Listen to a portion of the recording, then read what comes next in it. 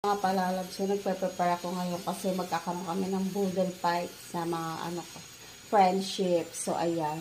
So, magpipito tayo ng tilapia. Syempre, ayan, talong, okra, tokwa, at yan, tinimplahan ko na yung aming chicken adobo para mamaya lutuin na lang. Number 2. May mga kanya-kanya Starbucks. Ano yan? Ito na, contestant number 3. Ayan. Dami naming handa. Handa.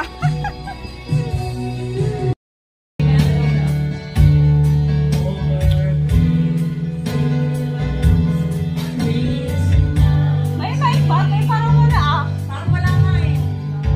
Yan ang ating may bangus. May humba. O, yan o. Dami naming foods. Ating mga bisita.